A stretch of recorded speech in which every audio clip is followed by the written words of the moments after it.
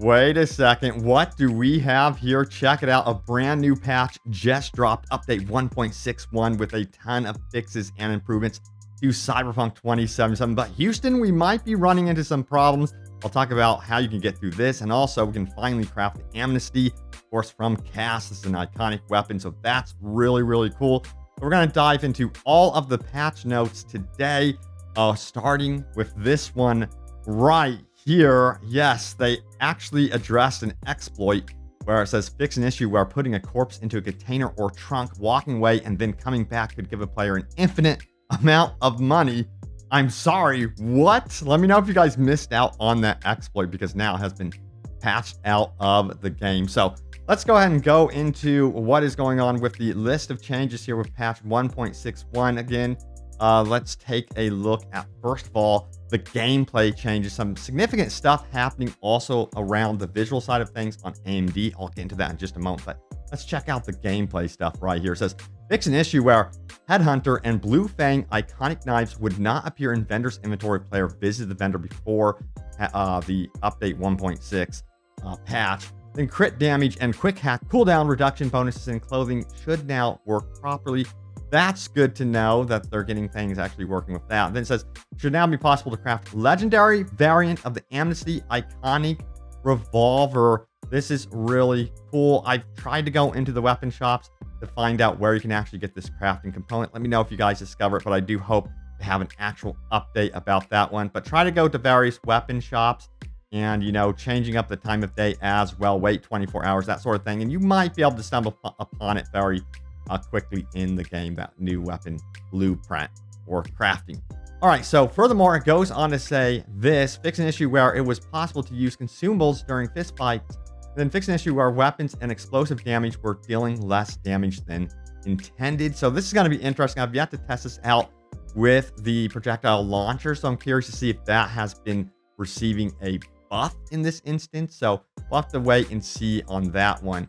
And then we have this one, fix an issue where slotted mods disappeared from an item after selling it to a vendor, leaving and then coming back to the same vendor. Fix an issue where putting a corpse in a container or trunk. Okay, we already went over that one. Then the heat-resistant Aramid Weave Fixer shirt will now also be available for non-Street Kid players. So they've actually lifted that requirement of being a Street Kid for that clothing item. So that is pretty neat. And then it says fix an issue where firing some weapons when falling could cancel all damage. So that exploit has also been rid of. Now, let's go ahead and talk about the visual side of things, especially when it comes to AMD. This has been a highly requested feature for you AMD users. Check it out. Added support for AMD FidelityFX Super Resolution 2.1 PC and next-gen consoles only. Also fix an issue in specific circumstances. Judy could disappear from the game while in her apartment. Oh no. It says fix an issue where the wardrobe interaction in the Nomad camp was duplicated after skipping time there.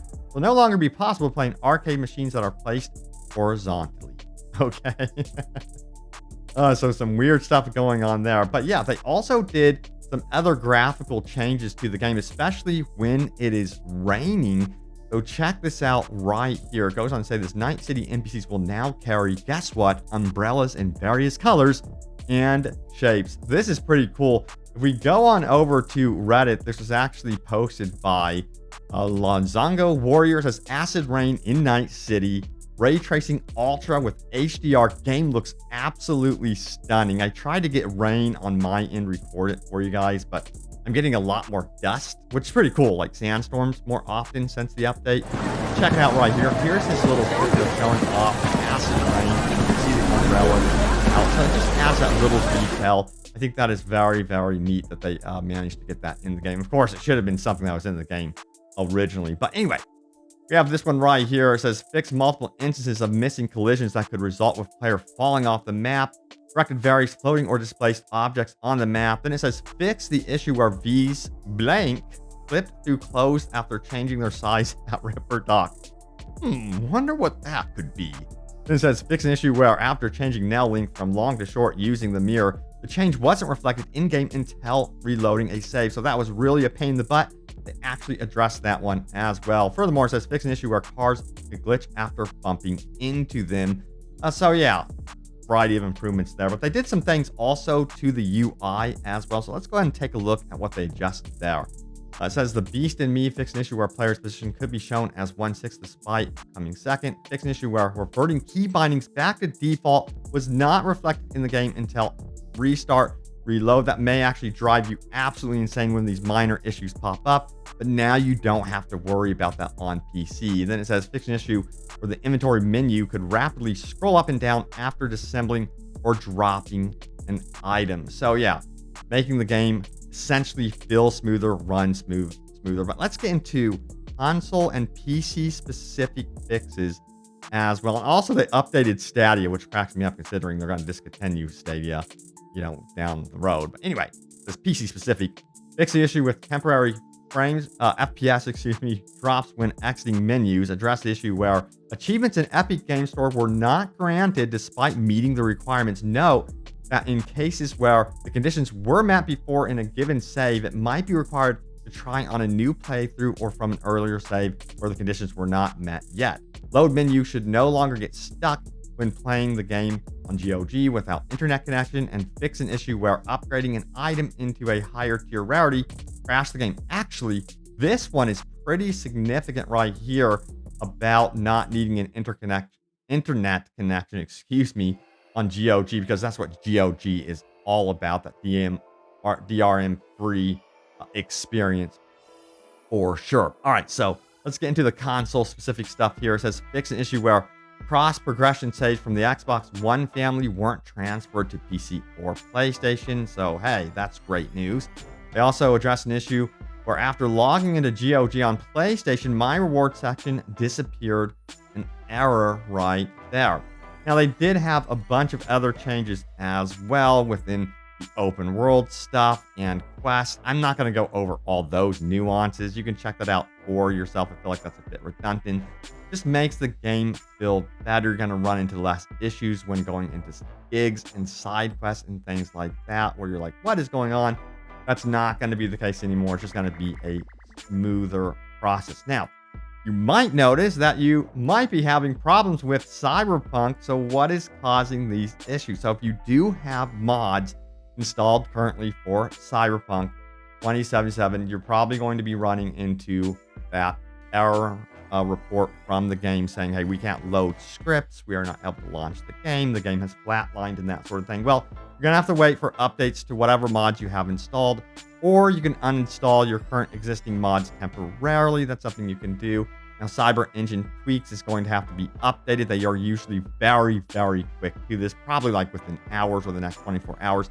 That should be updated. So you're going to have to update everything for sure. But it's nice with the power of Red Mod, and this is why Red Mod is so important in the future, is you can go in there and just check off the mods that you actually have installed, and that's one way you can get into the game quicker. So yeah, I'm just hoping that everything really does transition nicely in the next couple of years over to Red Mod exclusively, you know what I mean? Because it's going to make it super, super easy for us to manage mods in the future. All right, so I did a recent video about Cyberpunk, of course, and it was called this one right here. It says, new combat zone update. Here's what's waiting for you. So yeah, Pacifica is going to be updating or bringing the combat zone to life.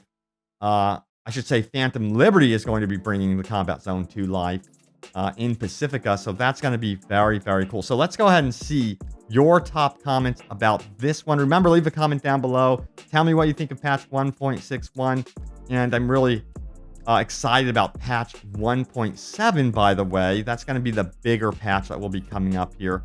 Be nice, again, if we got that for Christmas. Don't hold your breath.